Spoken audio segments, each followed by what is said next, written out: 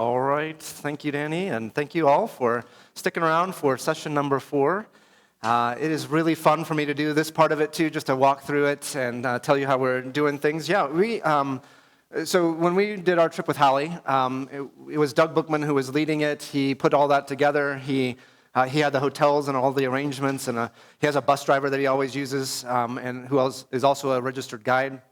By the way, you guys, when you go to Israel as a group tour, by law, you have to have an Israeli guide, and so we will, and our guide will be great. I haven't met our guide yet for this tour. The last 2 times I've got to use the same guide a couple of times. It was really fun to get to have that consistency of doing that twice, but he wasn't available for our March trip, so we'll have somebody different.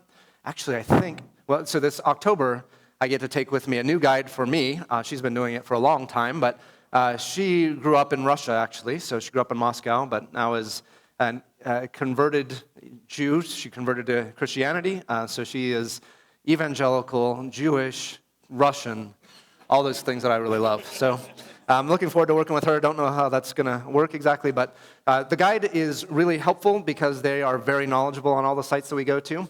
I'll probably allow our guides to do a little bit of the teaching about technical things about sites, just to give my voice a little bit of a rest and things, but I'll do all the biblical teaching, and that's really fun to do. So it's a lot. As Danny has said and as others have said, it's a lot of information to take in.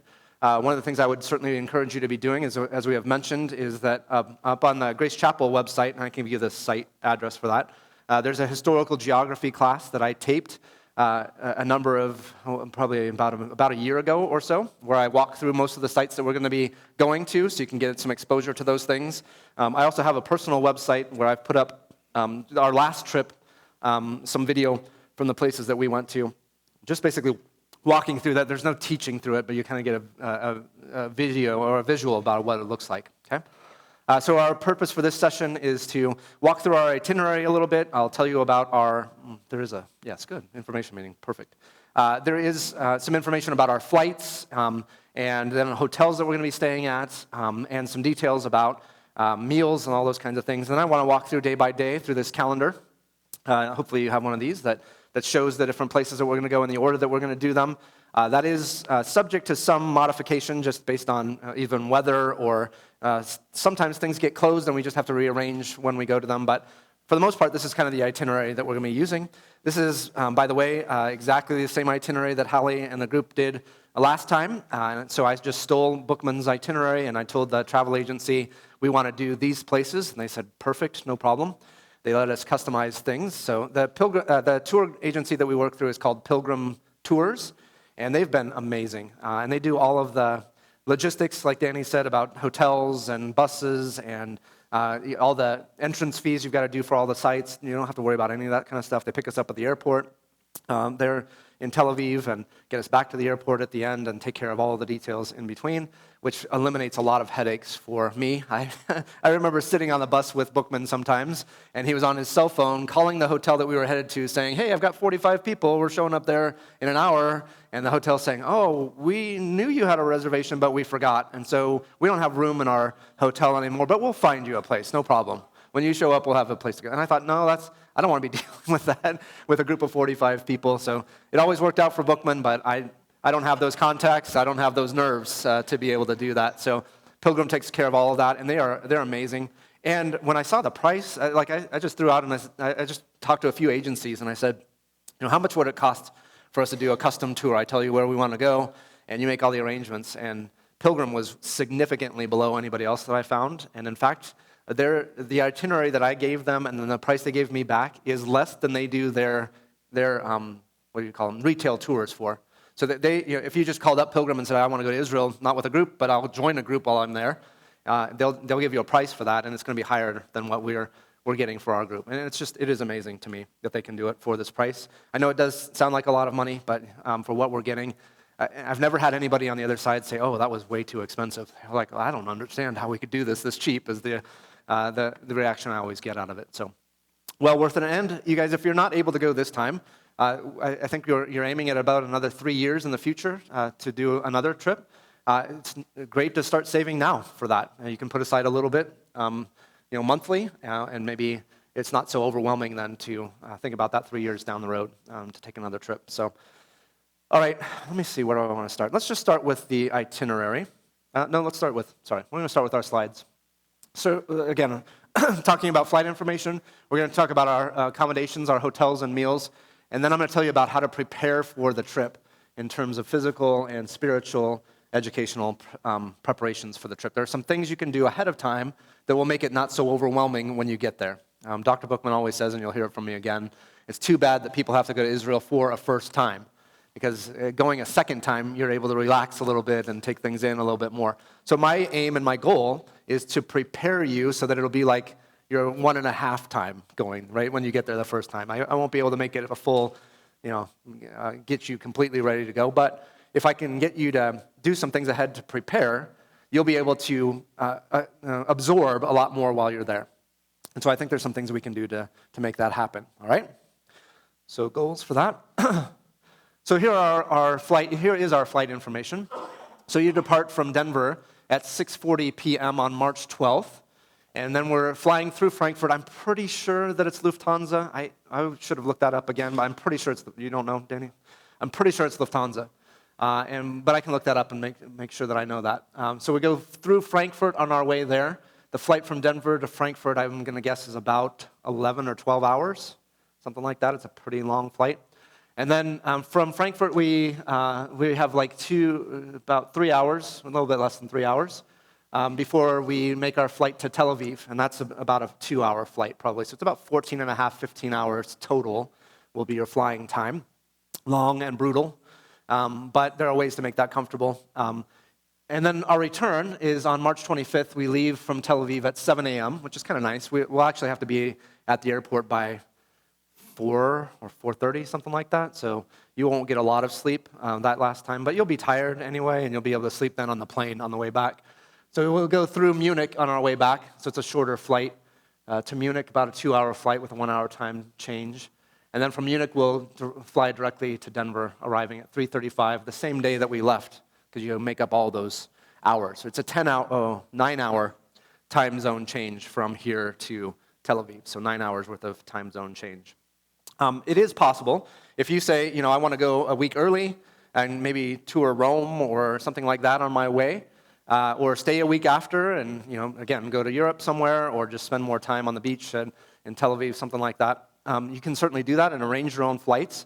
There is what's called a land-only option, and so I don't know if that I have the land-only price, but I'm going to guess. Did you see a land-only price? Was it on the 3,050? That sounds about right. About 3,050 for the land-only price.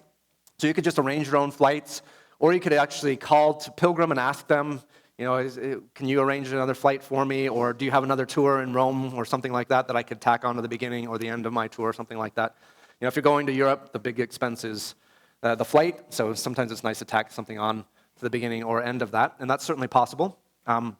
They'll just help you arrange to be at the airport or get to our first hotel around the same time that we do. Does that make sense, you guys? I don't know where you're all at. Or maybe you have mileage, right, that you want to use for your flight, some mileage program or something like that. You can do that as well. It does complicate things a little bit. You guys, if I could make a recommendation to you, it would be join this flight and leave with the group. It's a whole lot easier when everybody's together. But I'm not going to discourage you, again, if you want to stay later or whatever on that, okay? What else can I tell you about the flight? If you're not planning on traveling with us, you will need to contact Pilgrim Tours and let them know of your plans so that they can arrange all of that.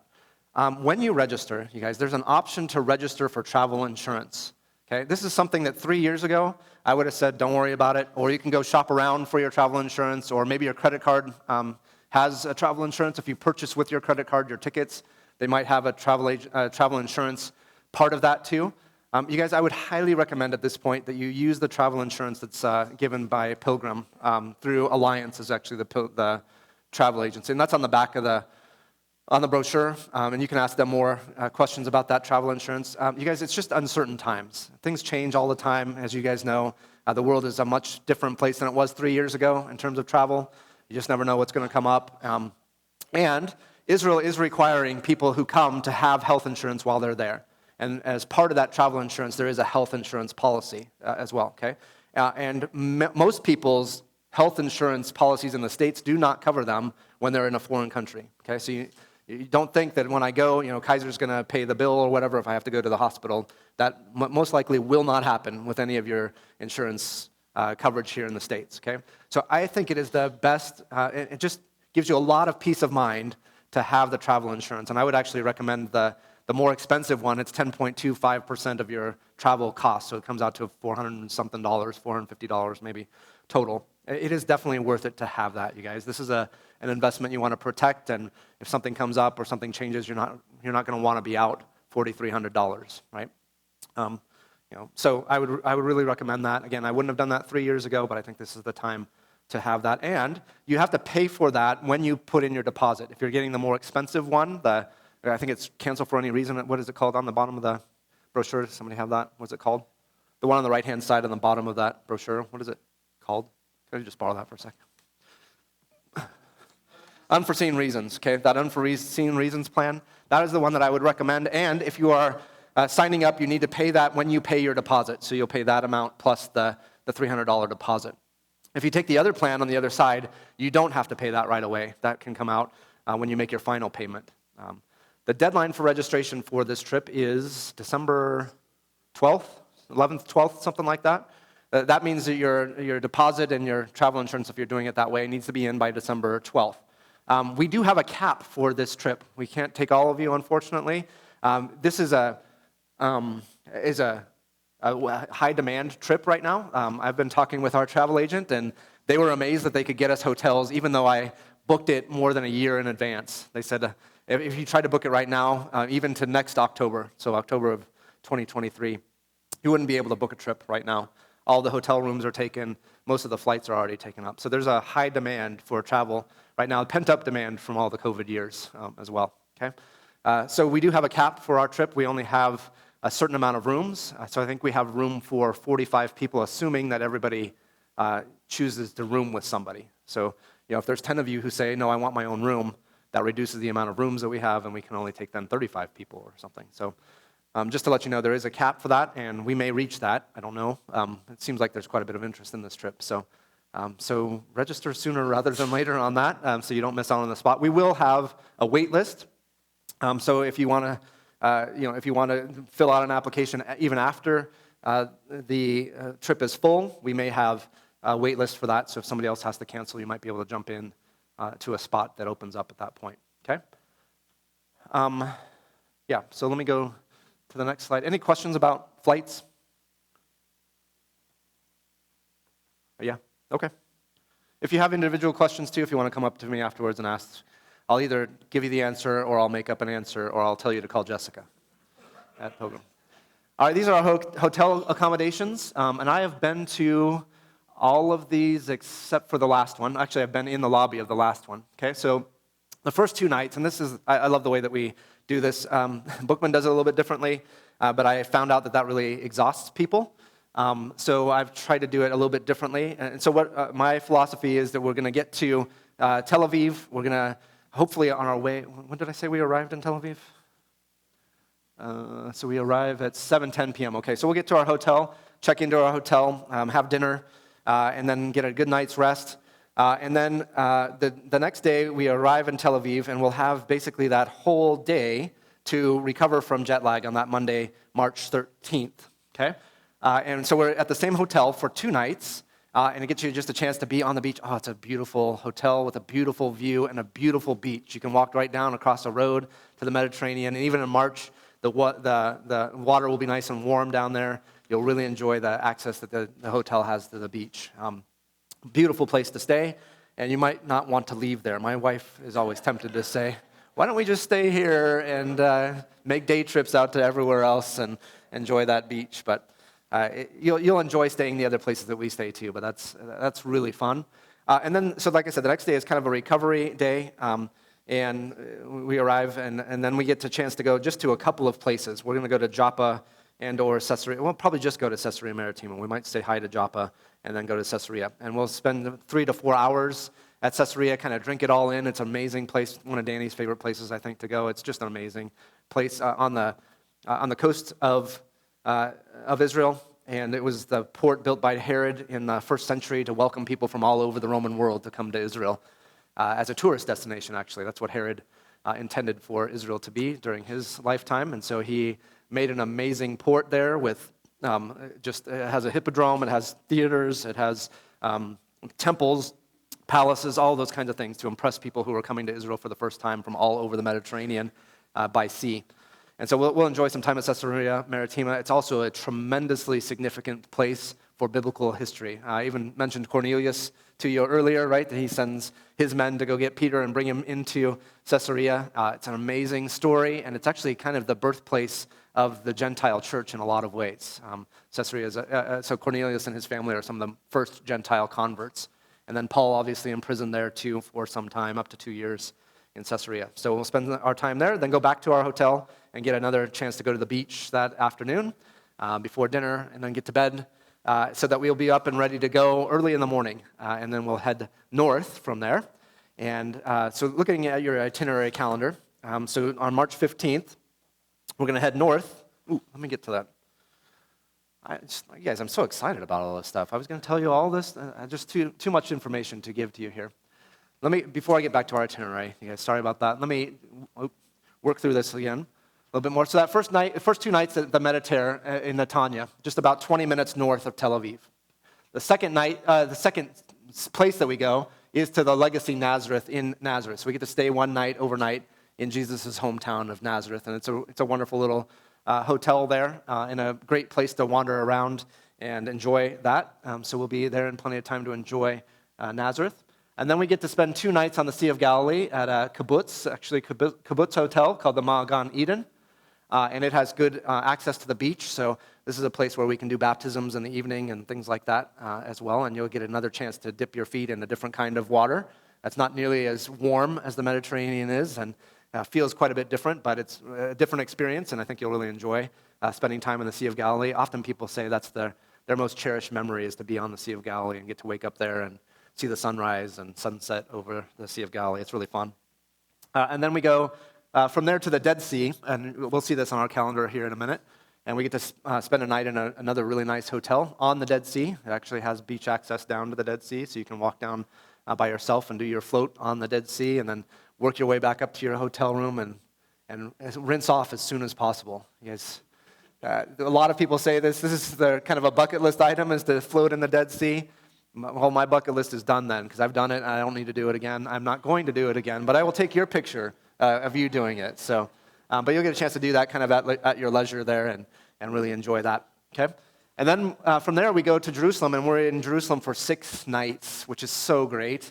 That means that we get to really experience what that city is like, get to know it pretty well, okay? So 6 nights, and I'll talk through our itinerary calendar about our plans for those nights there. Our hotel is about a mile away from the old city, but it's on a tram line. So you can get on the tram and just go down to the old city and stop right outside of one of the gates. So it's really simple, really easy. In fact, it's not even a hard walk if you want to walk it. It's about almost exactly a mile from our hotel down to the old city. So it's plenty of opportunity to kind of come and go as you want to from your hotel. I'd really encourage you, I'll say this a lot, but don't go back to your hotel after what we do in the morning and fall asleep and then miss an afternoon of experiencing that too. Some people are tempted, I'm just so tired and I just want to rest. Well, you guys are only there for 6 nights. I mean, it's 6 nights, but it's only 6 nights. So you want to drink in as much as possible while you're there.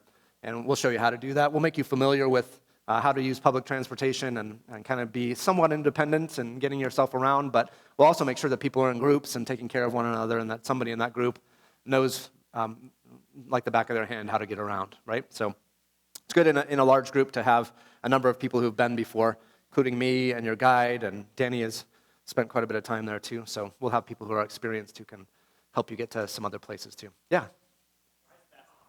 That's a great question. Why is Bethlehem not there? I was hoping nobody would ask me that question, but the truth of the matter is, you guys, although there's a couple of things to see in Bethlehem, we see similar things in other places. Okay, so the place that you really want to go is the birthplace of Jesus, and I think it is actually the authentic place. This is where it actually happened. But the church that's built over that spot is built in such a way that it totally destroys your ability to appreciate the thing that you're trying to see when you're there. And so it's noisy. There's a lot of people there. It takes a lot of time. Bethlehem is in the West Bank, So when you leave Jerusalem, you have to go in through a checkpoint, and then when you go back, you have to go through another checkpoint. And it takes a long time, especially when the tourist season is high, which it will be in March. So it's one of those things that will eat up an entire day, and when you leave, you'll be like, oh, that was not what I was hoping it was going to be. It's not what I expected, not what I wanted it to be. So although it is an emotional spot for us, we'll be able to kind of see Bethlehem from a distance, but it's so much of a hassle to get in and out of there, and the people in Bethlehem can be less than welcoming. Or on the other side, they're very aggressive in trying to sell you trinkets. And so they'll be yelling at you constantly, hounding you on top of you all the time. And it's just, to me, it's a very unfortunate experience in Bethlehem. So I've taken it off because of the amount of time that it takes and what you get out of that time. So I've decided we can spend our time in better places than that. And if you really, if you say, I have to go to Bethlehem, we can arrange that. We'll have some afternoons when we're in Jerusalem that are somewhat free time, and I'll give you some options of what you can do with that time. And one of those options may be going to Bethlehem. So if you just say, I'm only here once, I've got to see Bethlehem, we can help to make that possible. Does that make sense? Does that answer your question a little bit? So I understand that but I've been there just a couple of times, and both times I've been like, I don't really know why we do this. The last time I was there was last October, and we did it because my guide really was pushing for it, and it was a low season in terms of tourism. We were the only ones everywhere that we went. We had everything absolutely to ourselves because tourism hadn't really started up last October. So he was like, well, you're here, and it's really easy to get into Bethlehem and out of Bethlehem right now, and it really was. We walked up, and there was nobody. I've never been there when there wasn't thousands of people waiting in line to walk through this little cave where you get 2 seconds to see this thing that you came all that way to see, and then they're rushing you out of there. So that's the only reason we went the last time I went there. So hopefully that kind of answers and addresses that a little bit. Okay, so let me just a couple of things more on hotels. So in terms of our meals, our breakfasts and our dinners are included with the hotel. So we'll eat breakfast in the morning at our hotel, and it's a buffet. A lot of choices to be made in terms of food there. You'll really enjoy the food. There's fresh vegetables, fresh fruit, all that kind of stuff that's available. Something for everybody. I've taken people who have issues with gluten or vegan. They want to eat vegan, those kinds of things, and there's always a way to accommodate those kinds of things in those places. If you have severe allergies, we might be careful with that. But I took somebody with me in June who had severe allergies, food allergies, and she did fine. We have to know what those are and have our guide talk with the hotel and the restaurants in the hotel about what ingredients are there, what needs to be avoided, all those kinds of things. And they'll do what they can to accommodate those kinds of things, if that makes sense. Okay. So breakfast is that way. Then they'll head out on the bus, and we'll be out and about during the day. And so we have not included lunches as part of the tour, and this is standard for these kinds of tours, because we're going to stop in places where you're going to have some options about what you want to eat, both in Jerusalem and out when we're on the bus, okay? And we didn't want to force you into, okay, everybody has to eat this at this place, and whatever the cost might be to that. So lunch is on your own. You can take with you, fruits and vegetables from the hotel that morning if you want to just have a snack or something like that, and you prefer not to eat out during the day. You can do that. But we'll be stopping in places where you'll get to experience some things that you'll probably want to experience in different places too, especially when we're on the bus out on the first part of the trip. And so I recommend, in fact, I'll say to you that it's best for us to count on $25 per person per day for lunches and snacks, okay? So just plan on that's what you're going to spend each day. Lunch will usually come to about $15 per person, including a drink, and it will be enough to eat. It won't be maybe a huge meal, but plan on it being about that. And then you'll have opportunity to buy waters or carbonated beverages or whatever, or ice creams sometimes in different places as well. So plan on about $25 per person per day on average.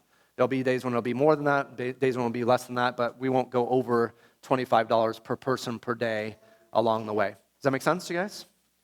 Dinner is also included. It'll be back in the hotel with a buffet, different from what your breakfast was, and it'll be really good food. You'll really enjoy the food. And the amount of options, you'll be amazed by all of that when we're in these places. The hotels are really nice. They're what are called, I think they're 4.5-star hotels by Israeli standards. They're some of the nicest hotels I've ever been in. I tend to be pretty cheap when I go to a hotel, but you won't be disappointed by those either. In fact, everybody who's come home with me from the last trip said, oh, I hated coming home and not having somebody make my bed and cook my food. And I was like back to real life again. That was a shock and a bummer to me when I got home. So you'll be spoiled by that. I don't think we don't go for the hotels, but they are really nice. I think you'll really enjoy the accommodations that we have there. Okay. Questions about hotels? Yeah. So the bed size, is that an option for single and double? Mm-hmm. Yeah. They're kind of like European standards where they normally have, I think they're called double beds, where they have 2 double beds and they push them together to make basically a queen or a king size bed. So if you say on your reservation, it's a couple sharing a bed, then they'll push the 2 together. If it's 2 singles in a room, they'll separate them. So that's basically how it works. Does that make sense? So there'll be a gap in the middle. So it does, anyway, there's a chasm between the 2, so whatever. You can push those together. If you're not getting along with your spouse by the end, you can separate the beds as well. You can always. And Danny's going to do marital counseling for those who are having issues along the way, too. One of our trips, you guys, I was surprised, but we had one of our pastors and his wife go, and I thought I was going to have to do marital counseling with one of our pastors and wives at the end. They were experiencing difficulties with their love languages, if you guys have been through that. One of them the guy wanted to buy his wife a nice necklace in this place in Jerusalem, right inside the Joppa gate, and his wife was adamantly against it. And so he bought it for her without her knowing, and paid probably more than he should have, and he gave it to her, and she went ballistic on him. She's like, I told you not to buy that for me, I don't want it. And she went back to the vendor, the guy who sold the necklace to him, and they don't do refunds, you guys. But she like berated this guy for selling this necklace to her husband until he said, okay, lady, you can have your money back, whatever. And so he hands her the money, and she tried to give it back to her husband, and he said, no, I'm not touching that money, right? So we had a bit of an issue. I'm sorry, I went into too much detail, but sometimes marital counseling is required in such situations. I didn't think it was going to be the pastor and his wife. Not my senior pastor, just put it out there, one of the other pastors. All right, that's off topic, but... So on your own, outside of Jerusalem, there'll be 2 to 3 options generally. In Jerusalem, you'll have more options. There's a lot of stuff that you can choose from in Jerusalem, both in the Old City and outside of the Old City for lunch. Some of you will probably Google or look up on YouTube places to eat in Israel, and maybe you want to try some specific spots. You'll find there's several places that come up a lot for tourists who want to try different things, or you want authentic, hummus or something like that. We'll try our best to take you to some of those spots too. I'm kind of a foodie in a sense, so I like to take people to places I like to eat too. So, okay. Any other questions about hotels or food? Or sorry. It's a great question. So she's asking about currency, what you should do in terms of that. It's a little bit debatable, and I always have this discussion with people who've been before. There are people who say, I only brought dollars, and I was fine with dollars with paying for things. I would recommend, again, bringing a good amount of money in dollars, but having that be small denominations.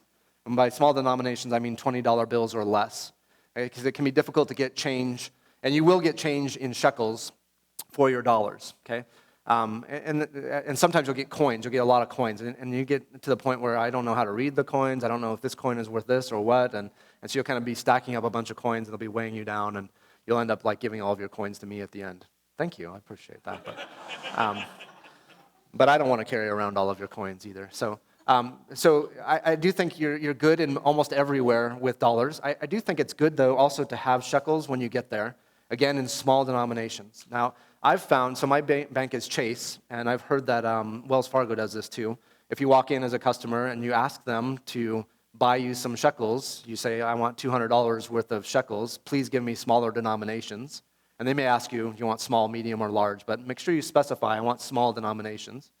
Then it usually takes like 48 hours, and they'll give you a call, and they'll say you can come in and pick up your shekels. So I would recommend doing that. And I don't recommend maybe doing that for a lot, maybe $100 to $150, maybe $200 at the most per person in shekels. I do think it makes you a little bit more flexible. So especially in our first few days when we're traveling for lunches, there may be places who would rather have shekels or would rather have dollars, but if you have both, then you're flexible, right? You can do whatever you want to with that. And I think there's something fun just about spending the local currency when you're there and having some of that local currency. And so maybe a small amount, maybe even $100 or less of shekels is a good idea to have ahead of time. The problem is in our first few days, there's not a lot of places to exchange, and there's not a lot of ATMs where you could put in your card and get shekels out. When we're in Jerusalem, that's not as much of an issue. You can do that easily in Jerusalem in most places. But for our first few days, that's more difficult to do. So if you want to have shekels, you're going to want to have them before you leave. There's not a place in the airport to exchange that we will spend time at. So you're going to want to have those ahead of time. So I would recommend doing that. Not everybody agrees with me. Some people will say I was fine with dollars the whole way through. They will also take your credit card in most places, especially souvenir shopping. You want to be careful with that, especially in the old city with your credit card, because sometimes they won't put in the accurate amount. They might overcharge you on those kinds of things. So I do prefer to work with dollars and shekels when I'm buying souvenirs, especially in Jerusalem, because then I know exactly how much I've spent, and I'm not going to be surprised when I get my credit card statement and they put in $400 when it should have been $40. Oops. Well, now how do I get back and get that back from them, right? So I'm not trying to scare you, but I'm just trying to say I think that's the easiest way to take care of yourself is to have some dollars and shekels in small denominations that you can have along with you. The exchange rate is about 3 to 1, so 3 shekels to the dollar right now. There are apps you can get on your phone that will do that conversion for you really easily, and I think that's a good thing to have. So that you put in, okay, they're asking for this amount in shekels, and I'm looking at this like Monopoly money, like, oh yeah, it's just, yeah, whatever. And yeah, no problem, I'll give you 200 shekels for that Snickers bar. I just spent, $100, so $75 on a Snickers, right? So you want to be able to put all that kind of stuff in your app and work that out. So I think it's wise to have that too. I'll take you to some souvenir places when we get to Jerusalem so the one place that I will take you, they'll tell you up front what the price is, and they're not there to haggle with you or bargain. I think you went to Shaban's shop, right? So they're not going to argue with you, or they'll just say this is what it costs, and their English is perfect. One of them's a believer, so you can trust them in those places. I'll take you to other places if you want to, where you can barter with people, and you can say, they say, this last time, you guys, I was by myself and walking around looking for some souvenirs. I wanted to take my wife a shirt, and it wasn't a T-shirt, just a kind of a nicer shirt, and I went to a shop in the old city. The guy says, hey, you're the first customer I've had all day, which they say to the 50th customer they've had all day. So the 500th customer they've had all day, hey, it's great, come on into my shop. And okay, what do you like? And you don't ask about, they won't tell you about price, you don't ask about price, they'll put it all in a bag. Oh, you want that one? Here, I'll get you that one, put it in a bag for you. This guy says to me, so I said, how much? And he said, $250. And he said it with a straight face. And I was like, I'll give you 3. Eventually, guess how much I ended up spending for it? Where do you think we came out? Came out to 11. I meant to spend 9, but he brought me up to 11. So, but he said with a straight face, $250. And I was like, are you trying to insult me? You just want me to leave or what? And I was like, no, I'll give you 3. And then he was like, oh, now you're really just being ridiculous. And so that's how the game goes, right? Now you're insulting me and my whole family and all of my generations. Okay. How many camels do you want for that shirt, right? So those are kind of negotiations that you kind of go through. So this is where you need to know your jiu-jitsu or your judo. Anyway, to defend yourself in these places. Yeah, anyway, let's go on. Any other questions about hotels, meals? No. Okay. Let's. I don't know if I have any more on this slide. Oh yeah. So preparations, and it's been mentioned already, start walking now, right? I really do think it's important that you get used to walking a lot. We will walk 6 to 8 miles sometimes a day, and that's not all at once, and it's not all off-road or anything like that, but so some days we'll get off the bus, we'll walk for several hours, but broken up over the time, maybe a mile, sit down for a little while, walk another mile, sit down for a while, and then get on the bus, drive to another place, and walk for a couple of miles. So those 8 miles aren't all at once or anything, but they can be, throughout the day, accumulative. So we tend to do most of our walking actually in Jerusalem because you can't really see the old city in any other way than to walk around it. And you want to experience it. Now, the old city isn't very big. It's a kilometer wide on each side. So it's that whole square fits within that. So 0.6 of a mile on each side and roughly square. But there's a lot of winding streets and ups and downs throughout the old city, so you want to be in the kind of shape that will allow you to enjoy it, right? You don't want to be worn out and tired, and then your brain shuts off because you can't take it anymore, right? So you want to be walking now, getting yourself in shape for that. spending quite a bit of time in that. And you want to be getting the shoes that you're going to be walking in Israel with sometime in advance so you can get used to walking in those. You don't want to show up in brand new shoes you've never walked in before. They're going to start blisters in places you didn't anticipate, and then wonder, okay, how am I, on day 2 I have huge blisters. Now what am I going to do for the rest of the trip? So be used to walking with the shoes that you're going to be using, okay? We'll do another meeting. Well, we'll probably do a Zoom meeting a little bit closer to the time before departure, where I'll talk about exactly what to pack. I'll send you a packing list that has recommended packing things, and in terms of your toiletries and your clothes and books and all those kinds of things that you're going to want to take with you.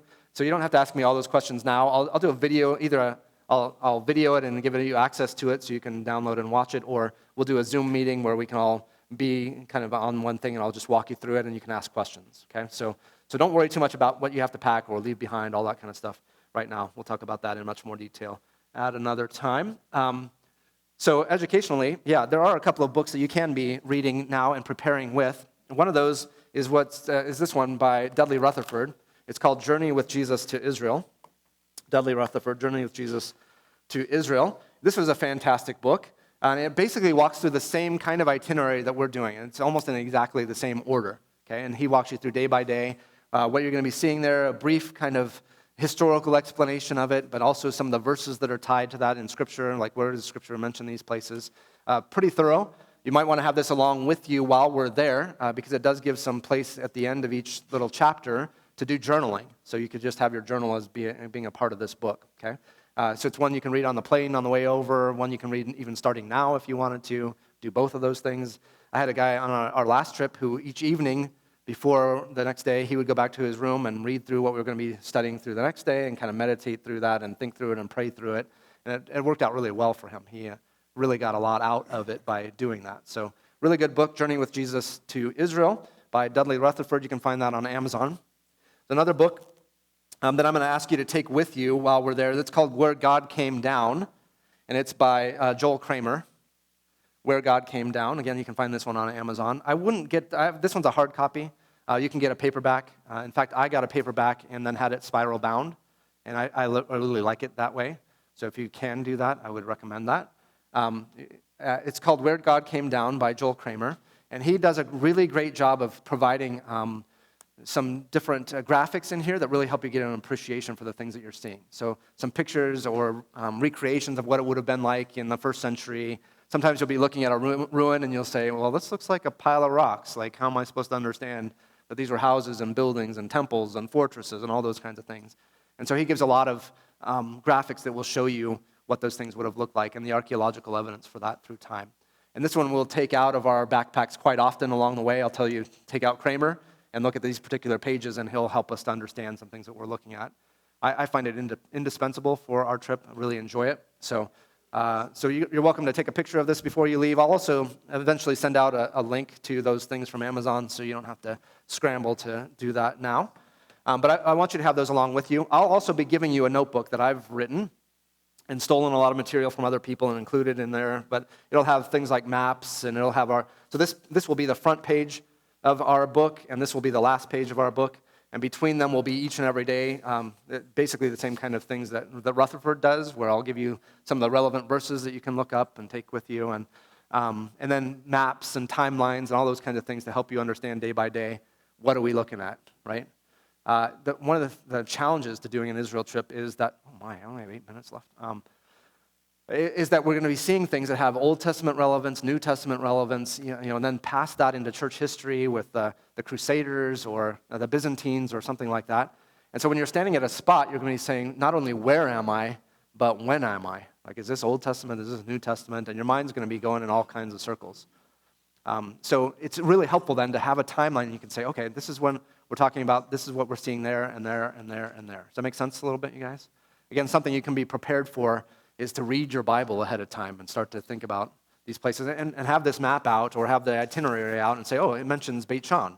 And that's where Scripture, I've come across a place in Scripture that mentions Beit Shan. Where is that? And anticipate seeing that. That will help you and then when you get there, okay? All right, let me go through the itinerary, which I started to do earlier. I'll try to do that again with you. We'll come back to questions. All right, we were on Wednesday the 15th. Okay, so this is our first full day of touring. And we're going to, like I said, make our way up towards the north. If you have this map, bring this out. It's nice to have the map and the itinerary kind of next to one another. I don't know if I have a slide of that map, though. I don't think I have a slide made of that. But our basic plan is to start in Tel Aviv where we land, and then make our way up the coast the first day through Caesarea, and then keep going north to Megiddo, and we'll actually go to Mount Carmel, which you guys remember I told you was that mountain that sticks out and divides the Jezreel plain from the coastal plain a little bit and is the barrier to traffic. Okay, so we'll go up on Mount Carmel and we'll look over the Jezreel Valley to our east, and we'll be able to see Nazareth across the way from up there, and then we'll drive down to Megiddo, and Megiddo is tremendously important for world history, and obviously the place at the end of world history for Armageddon as well. It's kind of named after that place and the place from where that will all take place. And so Megiddo is a major stop for us. There's 30 layers of different civilizations buried one on top of another there. So we'll talk a little bit about archaeology and what you see there. Spend a little bit of time in the Jezreel Valley and get to know that place well from a number of different angles. And you'll come to some appreciation of why that's such an important spot on the face of the earth. And then we'll make our way past Mount Gilboa. We'll just kind of see it from a distance. Mount Gilboa is the place where Saul and Jonathan were slain in battle. And so we'll see that place as we're making our way up to Nazareth. I can't wait. Hey guys, I love Nazareth. I don't know, I can't wait to get back there. Again, there's a church called the Church of the Annunciation, which has done a fabulous job of both preserving archaeology, but also kind of having a modern Catholic church on top of that. And it's right there in Nazareth, right over the spot, I think, where Jesus grew up, in the house that he grew up in. And so we'll spend some time getting to know that church and understanding how we know where a place is an authentic place, right? Anybody could put up a sign that says, yeah, Jesus grew up in this house, right? And we'll see places like that. In Joppa, there's a place that says, in English, handwritten sign that says, Simon the Tanner's house. And you look at it and say, yeah, right? Somebody just wants to get some bucks out of tourists by saying this is where Simon the Tanner was. How do we know that that's the authentic spot? But how do we know, right? And I'll teach you how to know. And Joel Kramer will be a big help to us in knowing that too. How do we know that an authentic spot is an authentic spot? If it just says, this is the place where Jesus was crucified and buried and resurrected, how do we know that that's how do we know that that's a spot? Well, I think we can know with a very high degree of certainty in some of these places. There'll be other places where I'll say, I don't know, it's around here somewhere. But there are places where I can say, no, it happened right here, within feet of where we're standing. Okay? And I'll teach you the difference between those things. There are historical and archaeological ways of knowing that. Okay? So Nazareth, we'll spend overnight there. We'll also go up over onto the precipice, which could be the place where Jesus was about to be thrown down from the crowd after they rejected him in the synagogue there. I think that's unlikely, but there's a plaque there. So anyway, how can you disbelieve the plaque? So, all right, our next morning then, we'll wake up in Nazareth, and we'll then get on the bus, and we'll go to Mount Arbel on the shores of the Sea of Galilee. And again, Arbel was that picture you saw with Hallie overlooking the sea, or the sea behind her there. And that's where you get to know the Sea of Galilee, and you get to imagine what Jesus' life and ministry for 3 years was like around the Sea of Galilee. And so we'll spend our time a little bit of time at Mount Arbel and do a little bit of a lecture there. And then we'll drive the bus down to a place that is known as Migdal or Magdala. There's actually an article this month in Biblical Archaeological Review that does a really good job of showing why this probably isn't Magdala, but that's what it's known as. And whether it is or not, it's a place where Jesus definitely was. And there's a synagogue that was excavated that is a beautiful example of a first century synagogue, and we get to sit right outside of that and look at that. And then there's a modern church that's one of the most beautiful in the Holy Land that we'll get to tour and understand there at Magdala too. From there, we'll go to the Church of the Beatitudes and get to be up on the hillside where Jesus delivered that Sermon on the Mount from Matthew. I think it's the very hillside where that happened, and so we'll get a chance to listen to the Sermon on the Mount there and appreciate that and maybe go inside the church. And then we'll go to Capernaum, where we want to spend a good amount of time. And Capernaum, obviously, we just talked about why that's so important. This was Jesus' hometown and base of operations for his 3 years of ministry. Also where Peter's house is, and so we'll get to see the synagogue where Jesus spoke from, or at least the foundations of the synagogue where Jesus spoke from, and to see Peter's house. And I think it has good reason to claim to be Peter's house there. Okay. From there, we get to go on a boat ride on the Sea of Galilee. Guys, of the two things that are the most impactful that people always say, when I ask them, what do you remember most about your trip to Israel? They'll almost always say the boat ride on the Sea of Galilee. It's an amazing experience just to be on the Sea of Galilee where, again, Jesus walked and did miracles and just spent a lot of time with the disciples there. And it's very emotional, and you just get a chance to relax, kind of process some of the things that you've seen already, okay? So that's the boat ride. That will be kind of the end of our day there. Most likely we'll go back to our hotel and give you an opportunity to do a baptism if you'd like to be baptized there, and we'll let Danny do some baptisms there. So that'll be fun from our hotel room down to the beach, and then you can be baptized in the Sea of Galilee. Pretty cool. Next morning, we get up, and we may go to Chorazin. This is a packed day, so I have to prioritize whether we go to Chorazin and Hatzor or one or the other. I love Hatzor, so we'll probably end up going there because I'm the guide. So right, I've got the microphone. Like, what are you going to do? And, I mean, if somebody says we absolutely have to go to Chorazin, like this has been a lifelong dream of mine, then maybe we will. But we've got so much to do that day, you guys. So Hatzor, we'll definitely go there. We'll drive through the Hula Valley wearing our grass skirts, and then we'll head up to Tel Dan. Dan is up at the very furthest northern side of Israel. Very important place for Old Testament significance. Not much New Testament significance for it, but it's one of the places where Jeroboam, when he splits the kingdom, right, he goes up and he makes a false idol, a golden calf of all things, and he places it on a pedestal there, and we'll sit on that pedestal where the golden calf was in the abomination, basically, of Tel Dan. It has a significance beyond that as well, so we'll spend a good amount of time at Tel Dan, and it's a beautiful spot. So you'll really enjoy that. And we'll go to Caesarea Philippi after that. Lots of significance of that. I've got to rush through a little bit, though. Okay. The next morning, we'll get up and pack our bags, and we're going to head down towards, be on our way to the Dead Sea. And so the first stop early in the morning, we'll go to Beit Shan. And Beit Shan is a fantastic, there's a tell that's Beit Shan up above that has a lot of Old Testament significance. Down below is a place called Scythopolis, which is a Roman ruin. That's an amazing place. It's called the Disneyland of archaeology in Israel.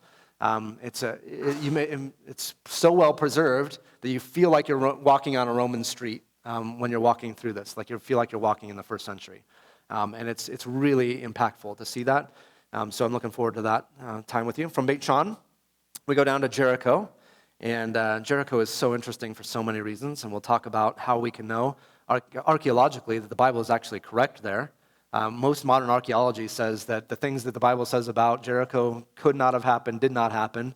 But when you're standing there looking at it, I mean, I think we can prove that it did happen exactly like the Bible said, and that the Bible couldn't have made it up. There had to have been an eyewitness who describes what actually happened there for the things that you see there to make sense. And so the Bible is the only interpretation of that site that makes sense. So we'll look at that. And then we'll spend just a little bit of time at Qumran, where the Dead Sea Scrolls were discovered in the 1940s. Talk a little bit about the significance of that. And we're going to be in a little bit of a rush because we want to get to En-Gedi, which is a spring near where David hid from Saul as he was out in the wilderness. And we want to get there before 4 o'clock because they close at 4 o'clock and they won't let you in. So we want to get a chance to do that. So it's a little bit of a stretch to do that, but we'll do our best. Because then we want to get also down to the Dead Sea in time for you to float in there before it gets dark. And March, our window is a little bit shorter. The days are a little bit shorter than they would be in June, for instance, where the days are a little longer. So we have to maximize our daylight hours, but we'll get you to the Dead Sea in time to float around in there and feel miserable for a few minutes and before you go up and rinse off from there. Am I overselling that? You guys are really excited about the Dead Sea now? All right. All right, then the next morning, we get up and we go up to Masada, and we're going to take the cable car up there, spend a good hour or so up on the top of Masada. Not a biblical site per se, but a very important one for Israeli history and for understanding some revolts that happened after our New Testament period. Danny has some things he'll probably want to say there, I'm sure. It's a very interesting place for Danny, too. Has some experience there, too. So, and then we'll walk down the siege ramp on the backside of that. Our bus will drive around and pick us up on the backside. And then we're going to make our way down past the Negev. And you'll be able to see Beersheba off to the left-hand side of the bus as we pass by. And we'll eat lunch on our way to Lachish. Lachish is a corner spot between the Shvelah. Oh, I forgot to say that word for you guys again today. Shvelah. Okay, it's in the Shvelah. and it guards the corner of the hill country from those who would come up from the south or who would come from the coastal plain. And so Lachish is an extremely important strategic spot for Old Testament history in particular. And so we'll talk a lot about that. There's a lot of biblical significance to there. And then we'll make our way to Azekah. Azekah is also an Old Testament tell that overlooks the Elah Valley, which is where the battle between David and Goliath happened. So we'll be able to see that valley and hear the story as we're looking over that valley and understand the significance of that place. Okay, from there we go to the Sorek Valley. We'll probably drive through Beit Shemesh. We probably won't stop there because we definitely want to get to the Western Wall that evening. Okay, so we'll make our way to Jerusalem and head to the Western Wall before we go to our hotel in Jerusalem, where we're going to stay for 6 nights. Let's see, what else I want to tell you that. Yeah, so Western Wall will be really an impactful experience. Most people say that's one of their favorite things to do there too. After that, we go to get to know Jerusalem kind of from just a general standpoint. So we're going to go up on the Mount of Olives and look over the old city from the eastern side. And then we're going to go down to the south and go to a place called Has Promenade, where we will talk about it from the southern side, so you can kind of understand what the city would have looked like in Old Testament times and in Jesus' day. Then we head to the the Israel Museum, where it has a model of what the old city looked like in Jesus' day. And so it's a scale model, and you get to understand, okay, where would the temple have been? What would the temple have looked like? What would the houses and walls and all those kinds of things look like in Jesus' day? And it's really a great way to understand what it looked like at that time. Well, also, because the Israel Museum has the Shrine of the Book, where some of the Dead Sea Scrolls are kept, we'll go in there too, see a replica of the Isaiah scroll in there and some other really old copies of Scripture. And spend a little bit of time in the Israel Museum seeing some archaeological artifacts in there too. A lot of the places that we have visited earlier, where they've dug something out, they've put a replica of what was dug out there, but then they've taken the original and they've put it in the Israel Museum for safekeeping. And so we'll see the original when we get to that place too. Pretty fun. And then our next day we go up into Ephraim and Samaria. This is the West Bank, and not a lot of people go up here, honestly. I think even Danny, who spent a number of months in Israel, didn't get to go up into these places. But we'll go up to Shechem, which is, tremendously important for the Old Testament. And it's right outside of there is Sychar, where Jacob's well was, where the woman at the well met with Jesus there. And from there, we'll go to Shiloh. Shiloh is where the tabernacle sat for 369 years, and where, remember, Hannah goes to pray and then eventually has a son, right, who is dedicated to the temple, Samuel, the last of the Old Testament prophets, or Old Testament judges into the prophet era. Okay. From there, we go to 2 of my favorite places, honestly, Bethel and Ai. And it's hard to describe to you what these places are like. There's not much to see there, but they're tremendously biblically significant. Bethel is the place where Abraham, actually, Genesis 12, 1-3, Genesis 12, 4, God says, go to a place between Bethel and Ai, and I'm going to show you the land that I'm going to give you from the north to the south, the east to the west. And then Jacob later comes back to that exact same spot, builds an altar there, and it's where the ladder to heaven happens, where the angels are going up and down. I can take you to the exact place where that happened, you guys. Extremely significant. Nobody goes there. Unfortunately, they don't have bathrooms because nobody goes there. So, but we'll get to experience that anyway. It's amazing. It's an amazing thing. And Ai, which is the second place on the Old Testament conquest list, after Jericho. They go up to conquer Ai, and the story around that. They're not successful the first time because Achan has sinned and kept some of that stuff in his tent, and so they have to go up a second time, and we'll see where that happened too. Then we go back to Jerusalem, and actually we'll stay in Jerusalem the next 3 days and nights, of course. We won't have left Jerusalem, but we'll have gone up another day from there. And then we're going to get to know Jerusalem from an Old Testament point of view, talk about Hezekiah and his importance for that city. The city of David will go down there and go through Hezekiah's tunnel, which is Hallie's absolute favorite place on earth. And we'll walk through Hezekiah's tunnel. And then I'm going to give you the afternoon free. And by free, I mean that I'm going to give you some suggestions of places where you might want to go and give you some options in doing that. And then we'll, if you feel comfortable going off on your own and you know how to get back to the place where we'll all meet together, then we'll arrange for that. But more than likely, we'll have somebody go with you who is very comfortable in knowing how to get around. So we'll probably have groups of 10 or so going together if you can all agree on, hey, all 10 of us want to go do this, all 10 of us want to go do that, and whatever. We'll figure that out. And we do have afternoons free, really, for the next 3 days. But again, by free, there's one thing that I'm going to say is pretty much required for you, and that's that you go to Yad Vashem, which is the Holocaust Museum in Jerusalem. It's something that everybody who goes needs to go and experience. If you've already done it, then we'll give you some other options to do that afternoon. But it's something you should do on one of those afternoons, and we'll arrange that, which afternoon that will be. I'm guessing it's going to be March 22nd for that time. Excuse me. Sorry about that. And then 2 more days, we'll be talking about Jerusalem New Testament significance. So we'll go down to the Davidson Center, which is where you can go up on the southern steps of the temple. You can walk on the first century street where Jesus would have walked, see the ruins of the temple that were thrown down from on top of the Temple Mount. Then we'll go up on top of the Temple Mount and walk around up on there and come to appreciate how big it is and significant it is and what role it plays in all of world history. And then our final day, which you don't want to think about yet, you don't want to think about leaving before you've ever gotten there, but we want to do Jesus' final hours. So we're going to start out at the upper room, and we're going to come to appreciate what happened at the Last Supper there. We'll go up on the rooftop of that place and spend a lot of time talking about that. Then we're going to go to a place that I call Pilate's Porch, just because I can't find a better name for it. It's the place where the trial of Jesus would have happened before Pilate, and there is what's called the Via Dolorosa, which I think takes the wrong route. And so we're going to show you what the Via Dolorosa should be from where Jesus was actually tried down to the Church of the Holy Sepulchre, and I'll take you that way. I think there's much better biblical and historical support for the route that we'll take than what the traditional spot is for that. Then we'll go down to the Church of the Holy Sepulchre. Actually, I'm hoping that by this point we will have been there a couple of times already, because the Church of the Holy Sepulchre is both wonderful and terrible. It's really hard to get past the noise of the place. There's just so much that's going on there, so many people, crowds, and then there's a lot of incense and things that's being burned in there, and you walk in there and you're like totally bewildered and can't figure out what this place is, what am I looking at? And so we'll try to get you used to it a couple of times, get you inoculated to the weirdness or something, and then and I'll try to get you there at times when it's not so crowded, in the early morning, in the late evening, something like that, so you get a chance to appreciate it when it's not so crowded.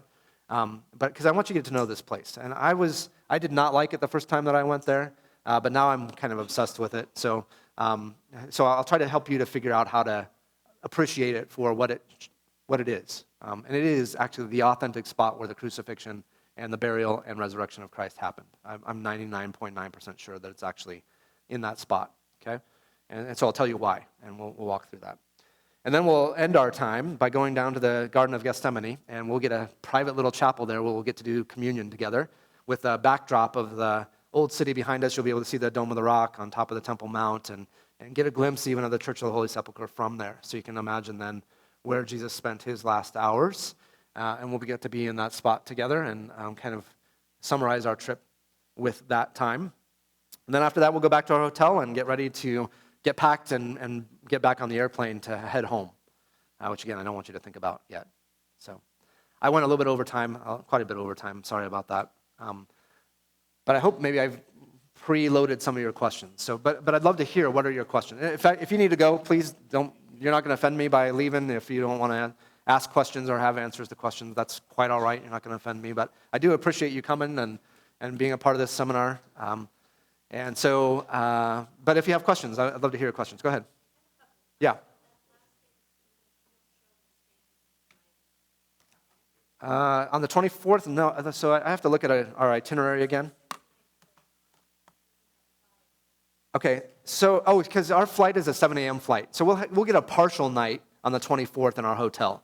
So we'll ask them to just let us stay a little bit longer. But we'll be leaving to be at the airport by 4 o'clock in the morning. So and it's about an hour drive from Jerusalem to Tel Aviv to get to the airport. And we just want to get there in time to go through security and all that kind of stuff, make sure we make our flight home. So it's kind of a half night, that 24th, that we're spending there. Okay. Oh, great question. Yeah. So you will have wonderful Wi-Fi access almost everywhere that we are in Jerusalem, in Israel, including on our bus. Our bus will have Wi-Fi access for us too. So I will recommend when we do our packing meeting that you get an app that's called WhatsApp. I don't know if you guys are familiar with that or not, but it's an app that works, that will allow you to do cell phone calls and texting by Wi-Fi alone. So it's free. You can call home to somebody else who has WhatsApp with that. You can text through that as well. And so that's the best way to do phone calls and texting, is to use WhatsApp, because you'll have, like I said, really good Wi-Fi access all the time. Now, some people have cell phone plans that cover them while they're in Israel. That's fantastic, but that doesn't happen much. You might consider, paying the extra for the time while you're there, a couple of weeks there, if you really need to have cell phone access. But I'm telling you, I've never needed it while I'm there. So it's good to have the WhatsApp. The only place where it doesn't work real well is in the old city of Jerusalem, because you generally don't have Wi-Fi access while you're walking around in the old city. You might be able to find a cafe where you can stop and use Wi-Fi in an emergency or something like that, but that's the only place where it doesn't really come into play all that much. You want to use the microphone for people who have questions so everybody can hear? Yeah, let's do that. Other questions? Check. There it is. You got all your questions? Okay.